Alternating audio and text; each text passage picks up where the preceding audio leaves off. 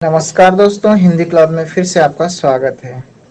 पिछले वीडियो में हमने सीटेट संस्कृत सितंबर के 2018 के क्वेश्चंस पत्र को देखा था, जिसमें 135 क्वेश्चंस को मैंने सॉल्व किया था। उससे आगे कुछ बच गया था क्योंकि वीडियो की अधिक लंबाई के कारण मैंने पिछले वीडियो में ऐड नहीं कर पाया था, तो उससे आगे मैं इस वीडियो में लेकर आया हूँ।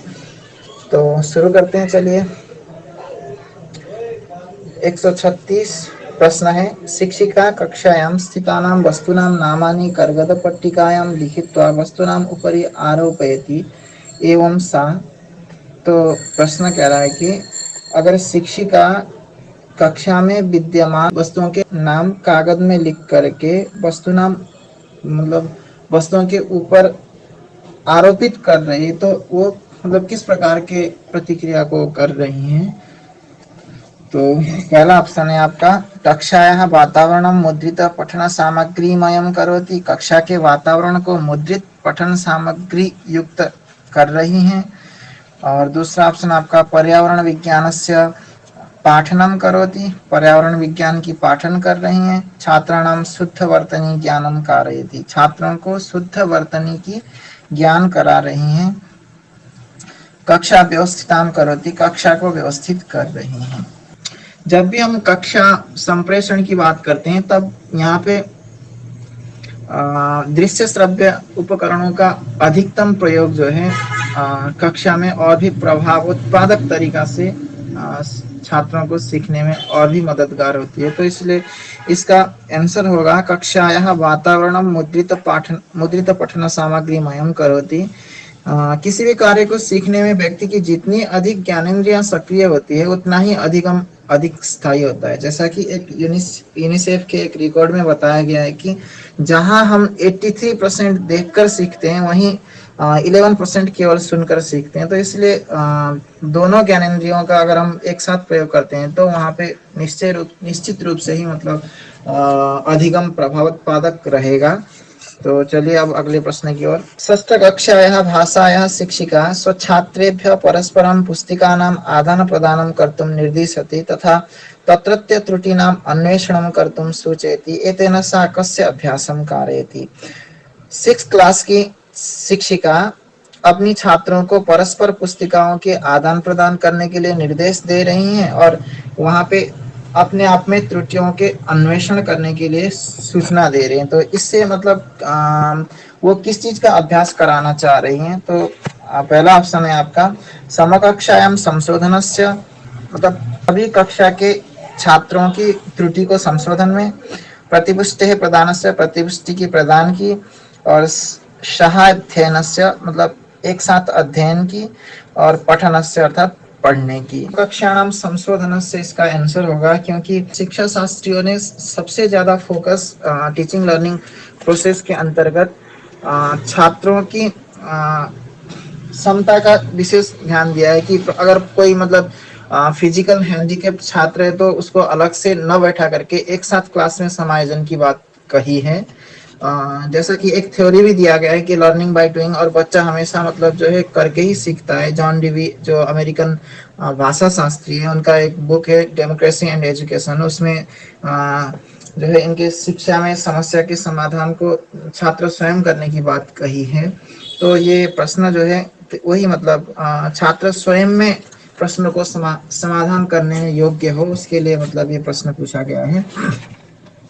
अब अगला क्वेश्चन की ओर चलते हैं, जहां अगला क्वेश्चन, कस्य अधिगमस्य कृते सह विन्यासः एकः उपायः। किस अधिगम के लिए सह विन्यास अर्थात कलेक्शन अर्थात एकत्रीकरण एक उपाय है। तो वर्तन्याः मतलब वर्तनी की, शब्दावल्याः शब्दावली की, और पठनस्य अर्थात पठन की, लेखनस्य अर्थात लेखन की। तो स्पष्ट रूप से वर्तनी और पठन और लेखन की हमें कलेक्शन यानी अधिक एकत्रीकरण की आवश्यकता नहीं पड़ती है, क्योंकि एक बार किसी चीज को लिखने से, पढ़ने से या मतलब वर्तनी का अभ्यास से हमें वो चिरकालिक रहता है, क्योंकि पढ़ते समय कई बार शब्दों के नावीन्यकरण देखा जा सकता है। तो इसलिए शब्दों के कलेक्शन का एक सूची जो है अधिगम के लिए और भी मतलब आपके लिए उपकारक हो सकता है। इसलिए इसका आंसर होगा शब्दावल्याः। अगला क्वेश्चन देखते हैं, शब्द जालस्य उपयोगः क्रियते। शब्द जाल यानी शब्द तंत्र का प्रयोग किया जाता है।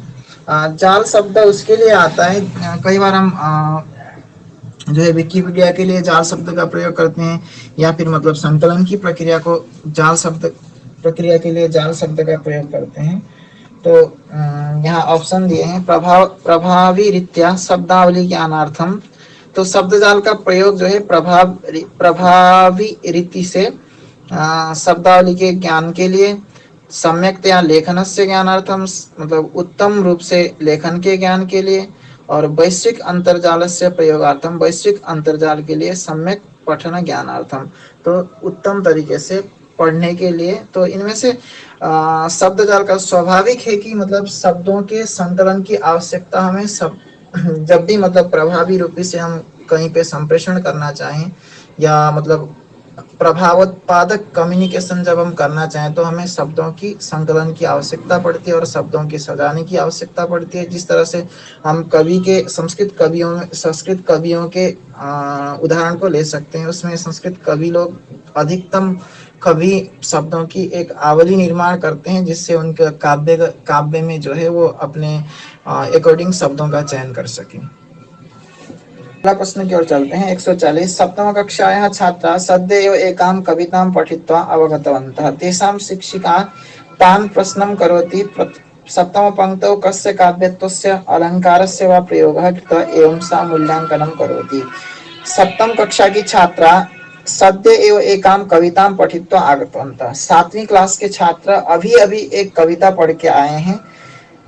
तेषां शिक्षिका तान् प्रश्नां करोति, और मतलब उनकी जो अध्यापिका है उनसे कविता से संबंधित प्रश्न पूछते हैं। सप्तम पंक्तौ कस्य काव्यत्वस्य अलंकारस्य वा प्रयोगः कृतः। सप्तम पंक्ति में जो आपने कविता पढ़ा था, उसके सप्तम पंक्ति में किस काव्य की और अलंकार का प्रयोग किया गया है, एवं सा इससे मतलब वो किस चीज का मूल्यांकन करना चाहती है, बोधस्य बोध की, सूचनायाः सूचना की, निष्कर्षस्य निष्कर्ष की, विश्लेषणात्मक चिंतनस्य विश्लेषणात्मक चिंतन की। तो इस तरह से कविता के हम अधिकतम कविता जब भी हम कविता को पढ़ते हैं, तो तब हमारा केंद्रित विषय होता है कवि के भाव को ग्रहण करना। तो उनको जो है कवि शिक्षिका जो है उससे बोध से संबंधित प्रश्न नहीं पूछ रही हैं, भाव से संबंधित प्रश्न नहीं पूछ रही हैं, सूचना के विषय में भी नहीं पूछ रही हैं, और विश्लेषणात्मक चिंतन भी मतलब ये अलंकार और काव्य तत्व का सम्मिश्रण जो है विश्लेषणात्मक प्रश्न के अंतर्गत नहीं आता है। इसलिए इसका आंसर होगा निष्कर्षस्य। तो निष्कर्ष की मतलब वो जानकारी छात्रों से लेना चाह रहे हैं, इसलिए इसका आंसर होगा निष्कर्षस्य। चलिए अब अगला प्रश्न देखते हैं।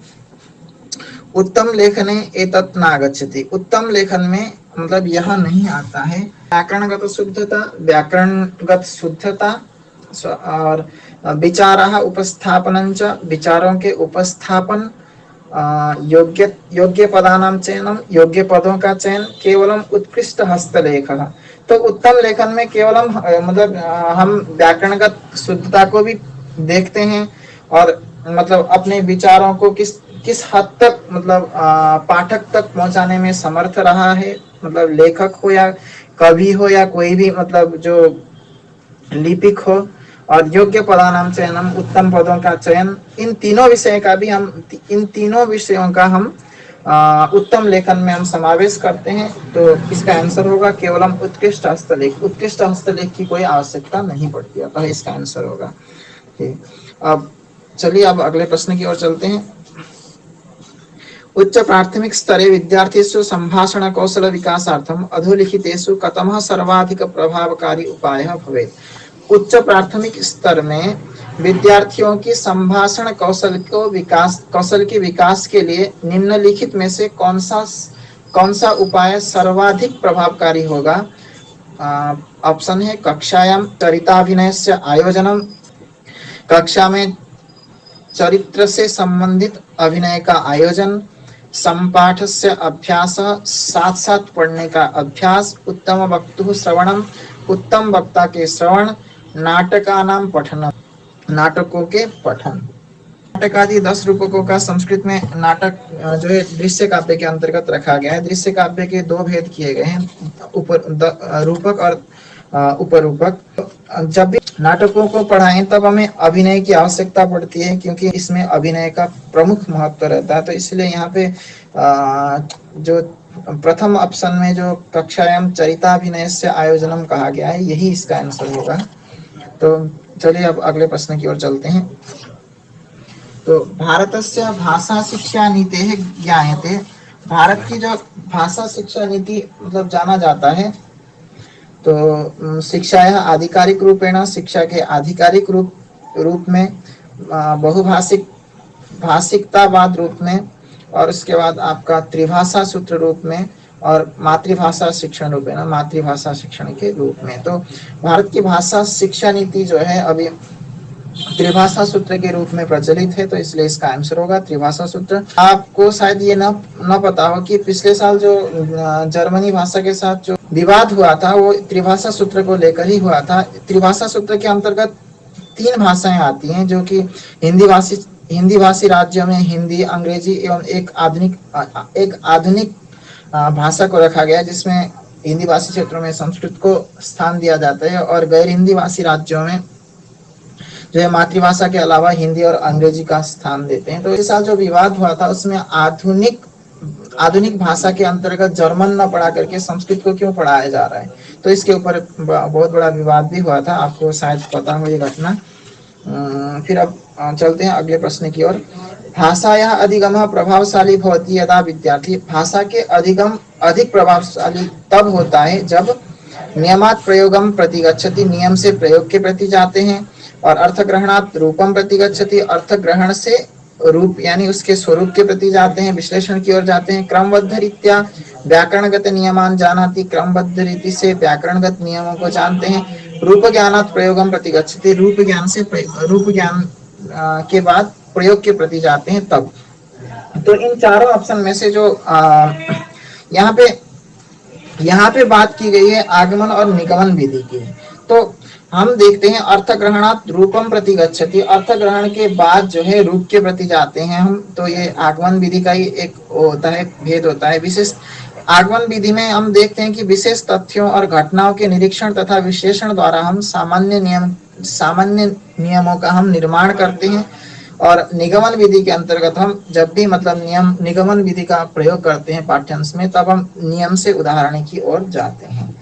तो चलिए अब अगले प्रश्न की ओर चलते हैं। छात्राणां लेखन पुस्तिका अवलोक्य शिक्षिका तैः कृतानां त्रुटीनां संकलनं करोति, अनन्तरं कस्यापि नाम्नः उल्लेखं न कृत्वा तत् त्रुटीनाम् उपरि कक्षायां चर्चां करोति, एवं सा किं करोति। तो छात्रों के लेखन पुस्तिका देख करके मतलब शिक्षिका उनके द्वारा किए गए त्रुटियों का संकलन करती है, फिर उसके बाद किसी के भी नाम न लेकर के उनके ऊपर कक्षा में चर्चा कर रही हैं। तो वो मतलब क्या करना चाह रही हैं, तो कथम त्रुटि न भवेत् इति पाठयति, किसी भी तरह से त्रुटि न हो ऐसा पढ़ाना चाह रही हैं। कथम शुद्ध लेखनम भवेत् इति पाठयति, किस प्रकार से शुद्ध लेखन हो मतलब इसका ज्ञान दे रही है। प्रतिपुष्टि प्रदानम करोति, प्रतिपुष्टि का प्रदान कर रही है। लेखनार्थम विचारान प्रस्तौति, लेखन के लिए विचारों को प्रस्तुत कर रही है। तो यहाँ मतलब अगर शिक्षिका इस प्रकार के क्रियाकलाप को कर रही हैं, तो इसका मतलब ये है कि वो प्रतिपुष्टि प्रदान करना चाह रही हैं कि छात्रों में मतलब इस प्रकार के जो गलती बार बार ना हो इसका बोध कराना चाह रही हैं। तो इसीलिए शिक्षणाधिगम प्रक्रिया में जो है सकारात्मक प्रतिपुष्टि जो है अधिगमकर्ता को और भी मतलब मनोबल देता है। तो अतः इसका आंसर होगा प्रतिपुष्टि प्रदानम करोति। अब अगला प्रश्न देखते हैं। यदा प्रथमतया बालाः विद्यालयम् आगच्छन्ति तदा ते मातृभाषया सम्यक् वदन्ति एतत् सूचयति यत्, जब बालक पहली बार विद्यालय में आते हैं तब वो मातृभाषा का उत्तम तरीके से प्रयोग कर रहे हैं, तो ये क्या सूचना देता है। तो तेषाम् एकस्याः भाषायाः तस्याः व्याकरणं च ज्ञानम् अस्ति, मतलब उनमें जो है एक भाषा के एवं उसके व्याकरण की ज्ञान है। दूसरा ऑप्शन है ते एकस्याः भाषायाः सर्वविध कौशलान् ज्ञातवन्तः, वे जो है एक भाषा के सभी प्रकार के कौशलों को जानते हैं।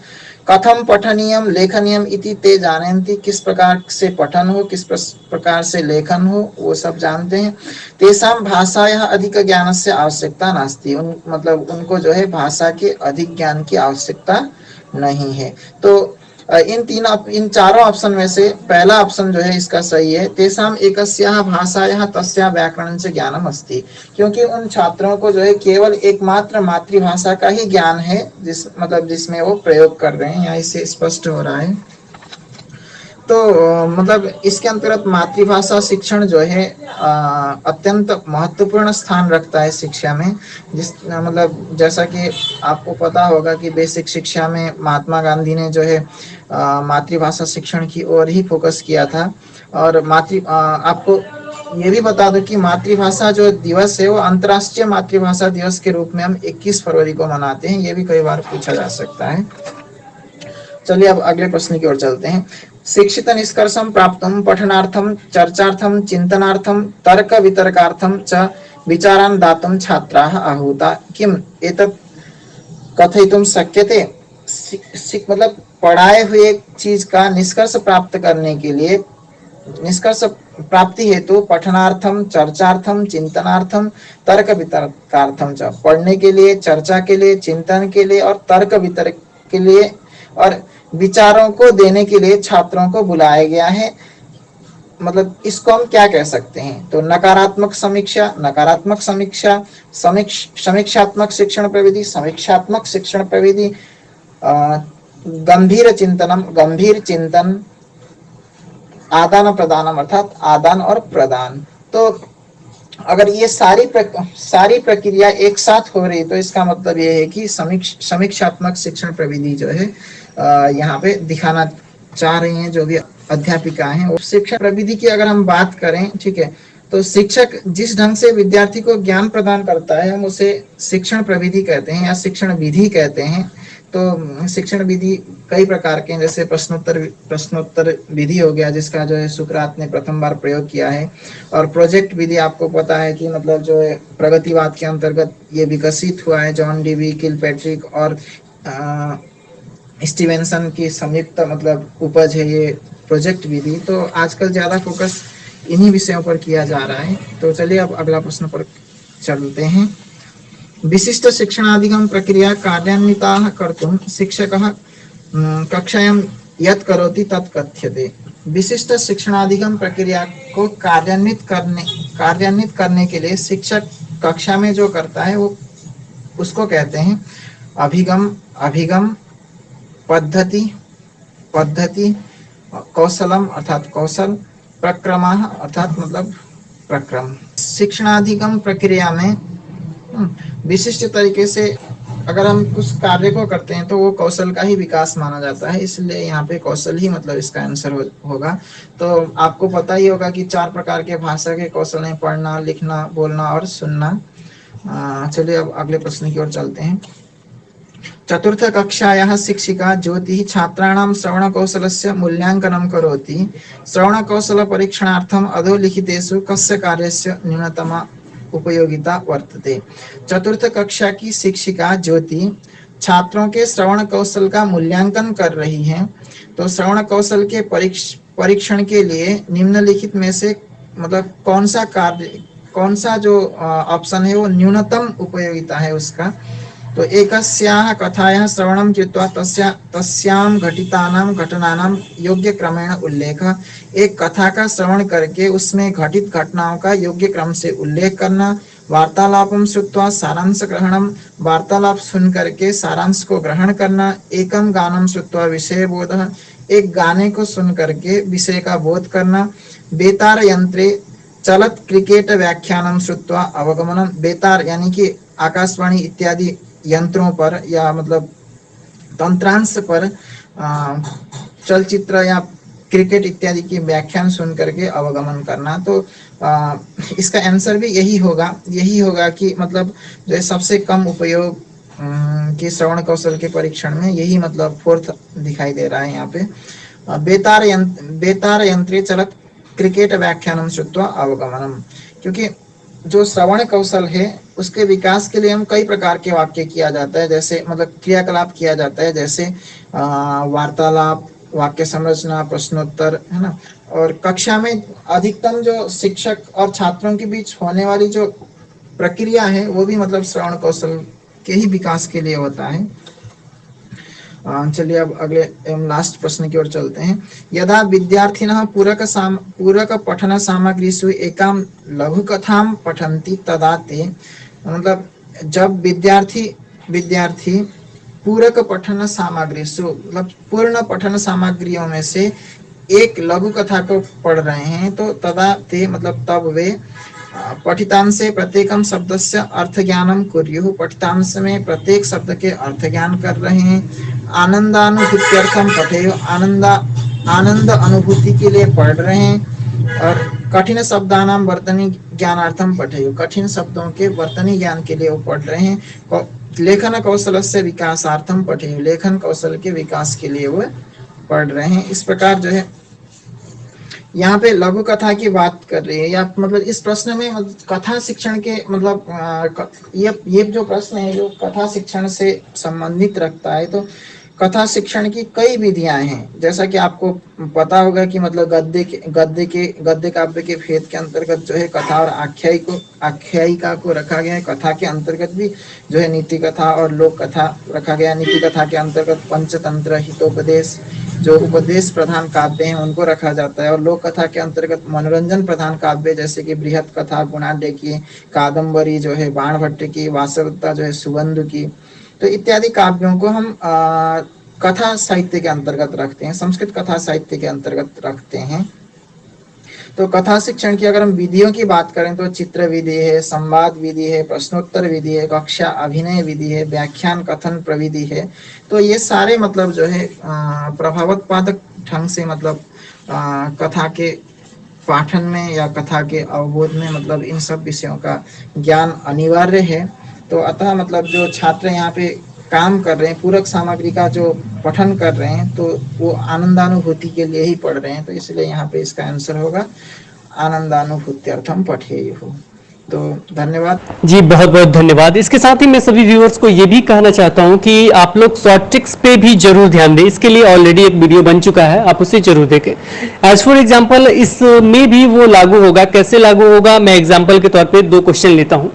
सबसे पहले मैं क्वेश्चन नंबर 141 लेता हूं। इसमें पहला चीज मैंने बताया था कि न यानी नहीं जो शब्द है उसे अंडरलाइन करना है। तो जैसे में आपको लिखा गया है कि एतत् न आगच्छति, तो इसमें न शब्द को अंडरलाइन करते हैं, यानी नहीं पूछ रहा है, इसमें नकारात्मक है। तो इसमें अगर चूज करना हो तो मैंने एक शॉर्ट ट्रिक्स बताया था। एक तो नहीं को अंडरलाइन करना पहले ही मैंने बताया है, और साथ में मैं यहाँ ये बताता हूँ कि मैंने एक और चीज बताया था, मात्र, केवल, ये जो शब्द आते हैं ना रटने वाले, मात्र, केवल, वो सारे निगेटिव होते हैं, यानी वो नहीं हो सकता है।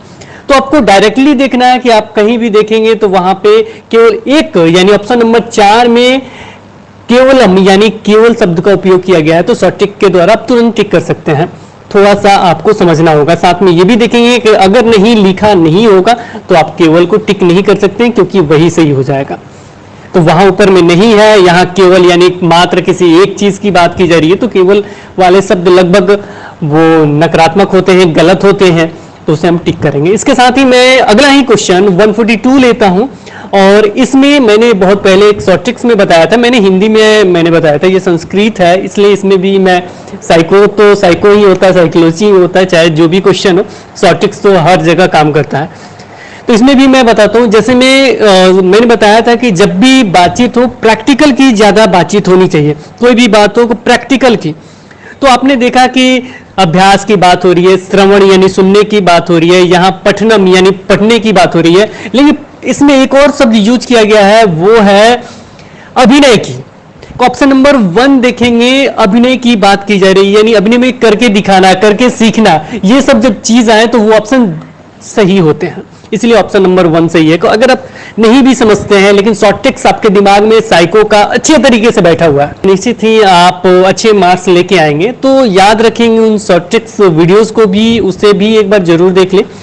और मैं आशा ही नहीं पूर्ण विश्वास करता हूं कि अगर आप त्रिनेत्र आप खोल के बैठेंगे तो अच्छा खासा नंबर लेके आएंगे।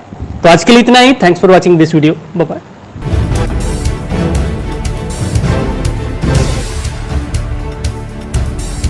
सब्सक्राइब कीजिए हिंदी क्लब को, दबाइए इस बेल आइकॉन को ताकि हमारा वीडियो आपको मिले सबसे पहले। शेयर करें अपने दोस्तों के साथ ताकि वो भी इसका लाभ उठा सके। ये सब बिल्कुल फ्री है।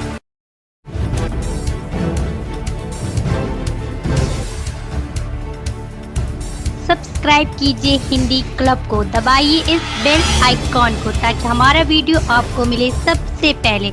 शेयर करें अपने दोस्तों के साथ ताकि वो भी इसका लाभ उठा सके। ये सब बिल्कुल फ्री है।